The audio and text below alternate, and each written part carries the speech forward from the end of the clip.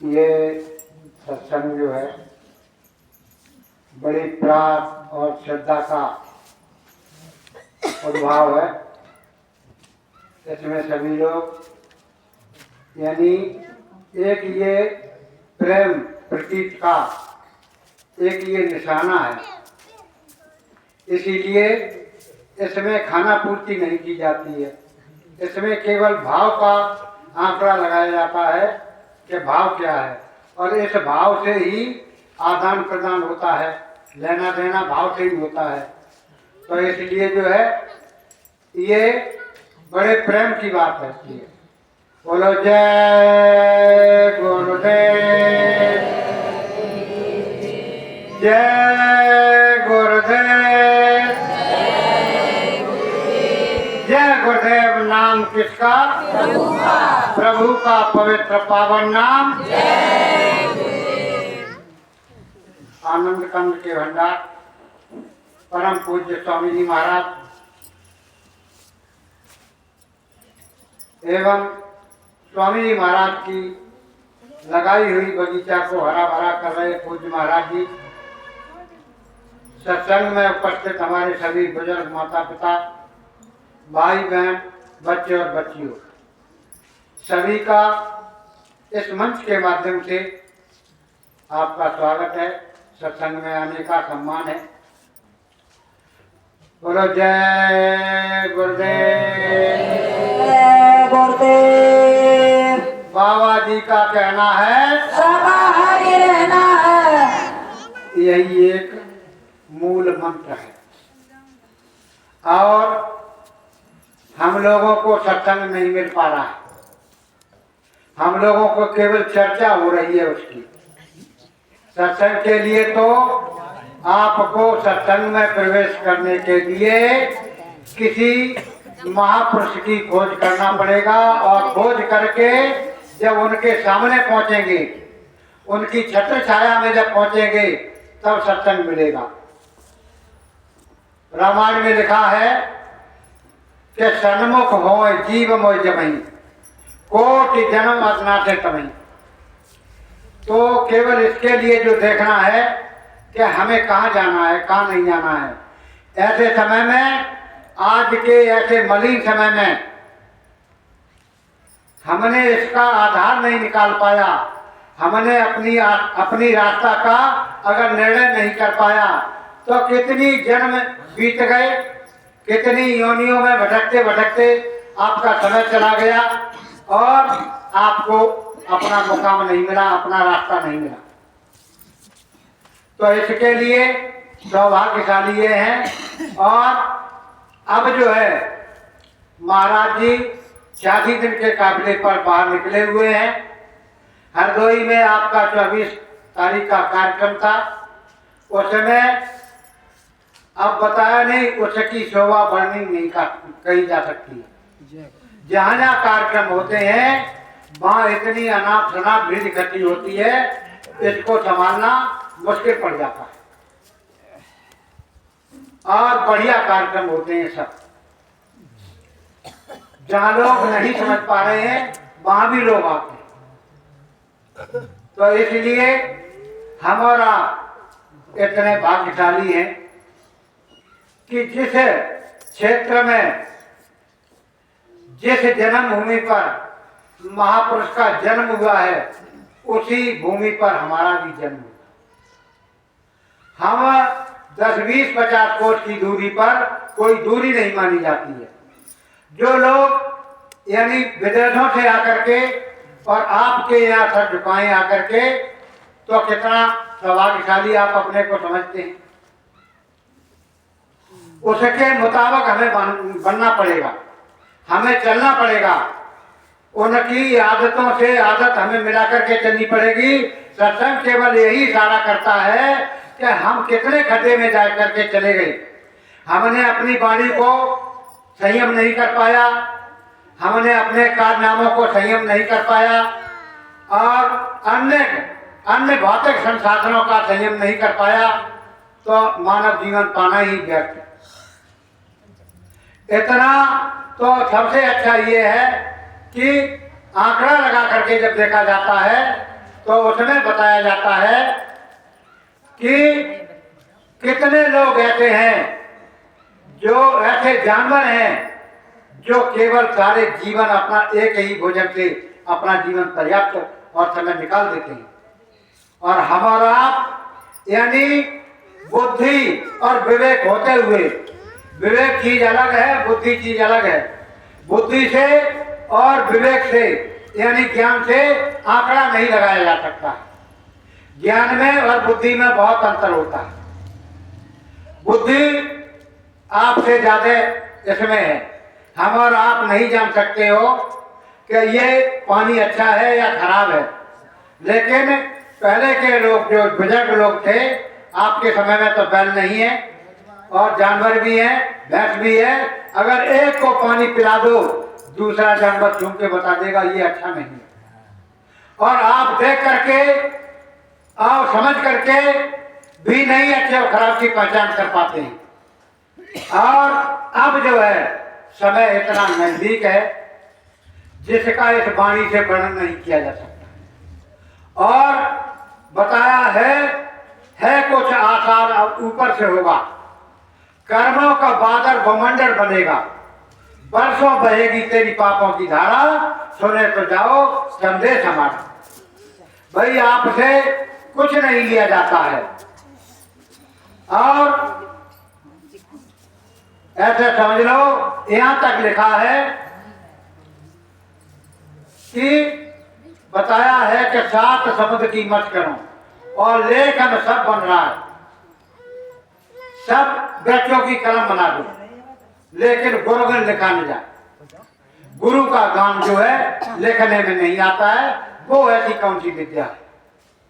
उस विद्या का हमें मानव होने के नाते खोज करनी चाहिए और खोज करनी चाहिए। अब ऐसे समझ लो, आपके पास कितना भी वैभव हो, लेकिन उन वैभवों से अब जो है इस जीवात्मा की रक्षा और सुरक्षा नहीं होती।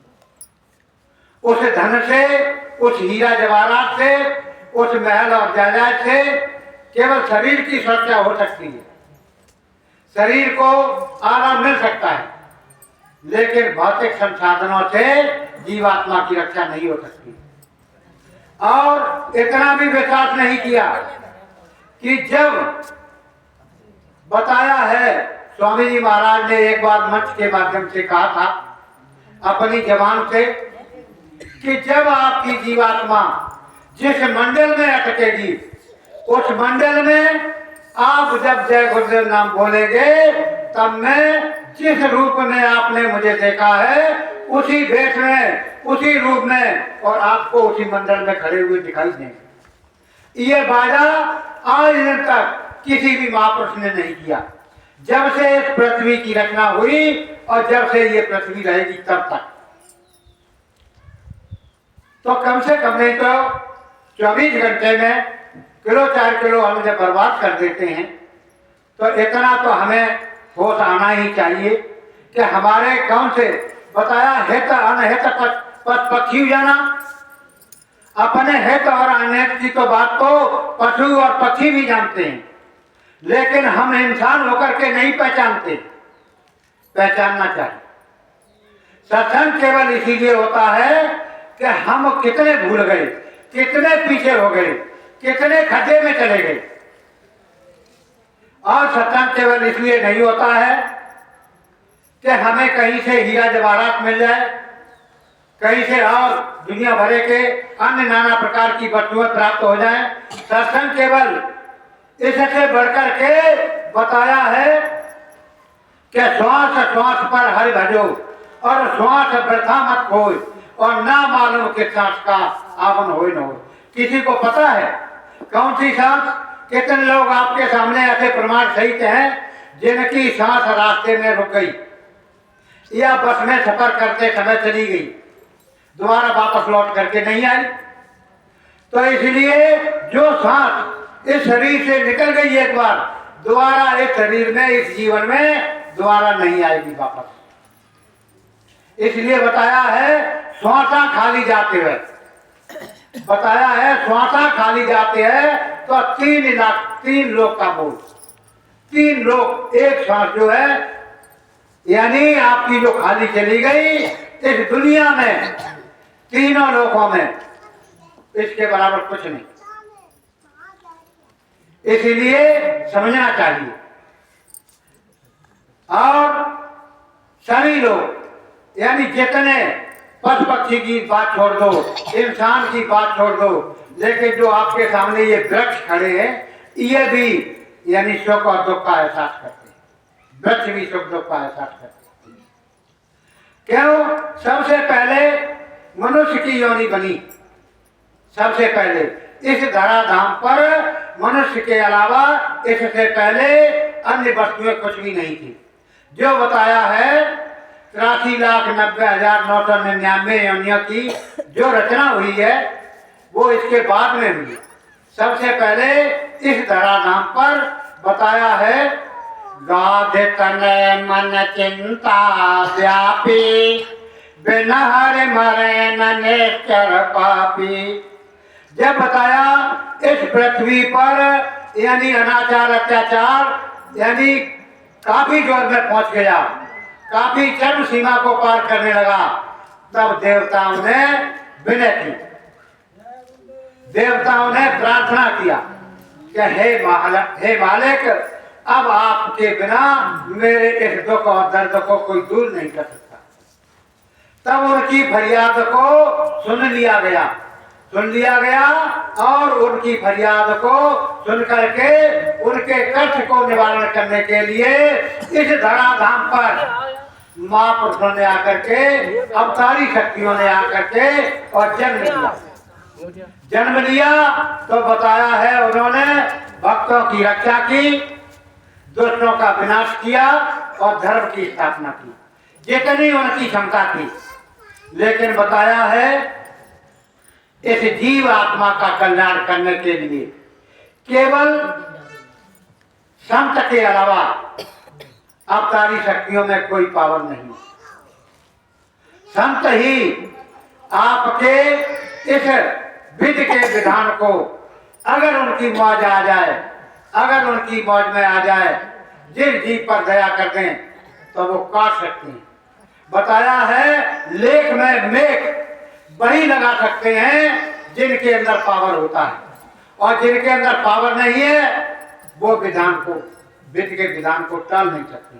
तब तो हम और आप कह देते हैं मोटी भाषा में, भाई विधि के विधान को कोई बदल नहीं सकता है। विधि के विधान को बदलने के लिए केवल संतों में और परम संत में पावर होता है और दूसरा किसी में नहीं होता। और ये जो है केवल भाग्य से मिलता है। भाई प्रारब्धि के भोग को, और भोगत है को ज्ञानी काटे ज्ञान से तो मूरी काटे रोग। उनके सामने केवल रोना ही रोना पड़ता है और रोने से कोई काम नहीं बनता है। आप इतिहास में चले जाओ पीछे, किसी का इतिहास भी ले लो, बताया है ये इतिहास आपका साक्षी है, जिनका राज्य पूरे विश्व में था वो भी एक दिन उनको भीख मांगनी पड़ी, ऐसा समय बना। तो ये जो है इस संसार में सुख और दुख का यानी अच्छे और खराब का क्रम है, चढ़ावता है। एक बार जीवन में अगर सुख मिलेगा तो दूसरे पक्ष में आपको कष्ट भी उठाना पड़ेगा। तो कष्ट के लिए कभी मुंह मत मोड़ना। बताया है जब महाभारत समाप्त हो गया, महाभारत समाप्त हो गया और कौरवों का यानी सब स्वाहा हो गई, सामग्री की तरह स्वाहा हो गई। स्वाहा होने के बाद में जब कुछ नहीं बचा तब कृष्ण ने कहा अपनी बुआ से, कुंती उनकी बुआ थी, उनने की बुआ आज हम तुमसे बहुत प्रसन्न हैं, तुम जो चाहो सो मांगो। उनने की बेटा अब हम क्या मांगे ले, हमारे पास सब कुछ है, कुछ नहीं मांगे। तो उनने कही अगर नहीं तुम्हें आज हम आपसे प्रसन्न हैं, जो चाहो मांग लो। आपने बहुत कष्ट उठाए।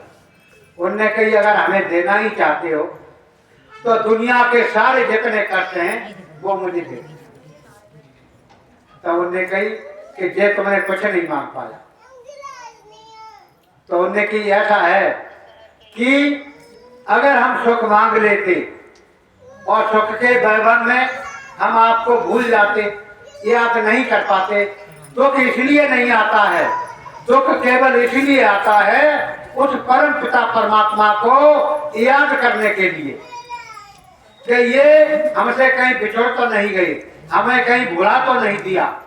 केवल ये सुख तो कुछ नहीं है, सबके पास आता है, सबके पास जाता है, सबके पास इसका यानी एहसास होता है, सब इसका एहसास करते हैं।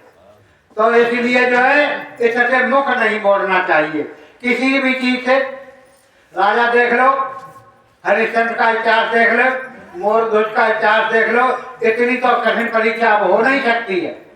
तब बताया था हरिश्चंद्र ने, जब उनकी परीक्षा पूरी हो गई और जब चतुर्भुजी रूप धर करके आए और उनसे कहा हम आपकी तपस्या से प्रसन्न हैं, जो चाहो मांग लो। उन्होंने की कुछ नहीं, जब तुम मेरे सामने रोजीना हाथ फैलाए रहे, रोजीना हमसे भीख मांगते रहे और हम तुमसे अब तुमसे जैसे भगवान पे हम क्या भीख मांगे। लेकिन भाई बताया है कि भक्त में इतनी ताकत होती है, भगवान को सामने होकर के नचाते हैं। भगवान केवल भक्ति में इतनी ताकत होती है, परमात्मा को तुम चाहो। और ये भी बता दिया, ये रास्ता आपका जो मालिक ने दिया है, जो रास्ता जिन जिन यानी जीवों को मिला है वो आपका सच्चा है, पक्का है आज के इस कंकाल के मलिन समय में। और इस रास्ते के अलावा आपका अपने घर पहुंचना, अपने मुकाम में पहुंचना, इस दुनिया में कोई रास्ता दूसरा नहीं है जिसके द्वारा आप जा सकते हैं। क्यों? बहुत समय से, काफी लंबा समय गुजर गया। भाई बताया है, लिखा है गोस्वामी जी महाराज ने कि जन्मत मर्त तुझे दो बारी, जन्मने के समय और मरने के समय उनसे पूछो जिसको जन्म मिलता है और जो जन्म देता है। इतना कष्ट होता है, यहाँ तक बताया है, यहाँ तक लिखा है कि एक बार के जन्म होने पर बताया है 1000 बिच्छू एक रोम में एक साथ मिलकर के जंग मारे, इतना दर्द नहीं होता है जितना एक बार जन्म लेने पर होता है, और इससे कई गुना मृत्यु होने पर होता है। तो केवल इससे छुटकारा, जन्मने से और मरने से छुटकारा पाने के लिए आपको इस लाइन में जोड़ा गया है, इस सत्संग में मिलाया गया कि आप इनसे यानी छुटकारा मिल जाए, जीव अपने घर पहुंच जाए। जब जीव अपने घर पहुंच जाएगा तो उसको न जन्म लेना पड़ेगा और न मरना पड़ेगा। और जाने के लिए और इसमें कितने ऐसे मुकाम पड़ते हैं, कितनी ऐसी यानी शहर पड़ते हैं जिनमें आप भटक जाएंगे। अगर आपको मजबूती के साथ कोई महापुरुष नहीं मिला तो गिर जाएंगे। बताया है आद्यामा शक्ति के देश में सारी देवियां ही देवियां हैं, वहां पुरुष नाम की कोई चीज नहीं। जब उस मंडल में आप पहुंच जाएंगे, उस मंडल में जब आप प्रवेश करेंगे तो बताओ वहां से निकलना एक जीव का मुश्किल हो जाएगा कि नहीं हो जाएगा। वहां से इसलिए बताते हैं आराम से, सीधे से, कुछ नहीं करना। इस सत्संग में आपको कोई संयम की जरूरत नहीं, नियम की जरूरत नहीं है। केवल बताया है शाकाहारी रहो, शाकाहारी रह करके और सुबह शाम तुम एक हफ्ता न नहाओ, कोई जरूरी नहीं, आराम से केवल भजन करो। बताया है भजन में नागा नहीं होना चाहिए। एक दिन का नागा आपको 1 महीने पीछे कर देता है, एक दिन का। लिखा है उसमें किसी महापुरुष ने कह रहे मन धागा प्रेम का मत तोड़ो तत्काल, और टूटे से फिर ना जुड़े जुड़े गांठ पड़ जाए। जब गांठ पड़ जाएगी तो आपको 4 गुनी ताकत लगानी पड़ेगी। जहाँ 1 घंटे बैठते हो तो आपको 4 घंटे बैठना पड़ेगा, और 4 घंटे बैठ करके तब भी निकले ना निकले। भाई रास्ता उतना ही है जाने का। जब रास्ता उतना ही है तो उसमें बताया है, लिखा है इसमें किसी महापुरुष में, है जिसके ऊपर कुआ के नीचे डोरी, पनिहार ने पानी भरे के चोरा चोरी, मोरहे कुएं का बंद के पानी बरसे, जानेगा जिसकी डोरी लगी हो हर से, वह पनिहार ने कुछ काम न रखे घर से, और नित्य प्रति गागर भर बनी रहे कोरी, पनिहार ने पानी भरे के चोरा चोरी। बताया है उल्टा कुआ है। इस जीवात्मा की यानी पृथ्वी ऊपर है और आसमान नीचे है। आपका आसमान ऊपर है, इस शरीर का आसमान ऊपर है और जमीन नीचे है। इस प्रकार से विपरीत है। अब जो है हम क्यों समय थोड़ा कम है, दिन भी छोटा होता है और हमारे पर्यवेक्षक जी आए हैं। अब यहाँ तो ऐसी थोड़ी बहुत इधर उधर से गपशप होती है, कुछ नहीं होता है। पर्यवेक्षक जी जो हैं आपको अब बढ़िया तरीके से सुनाएंगे, समझाएंगे।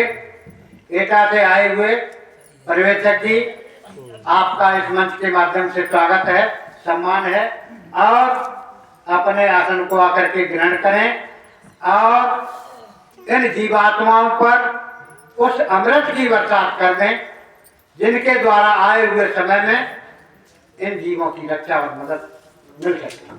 बोलो जय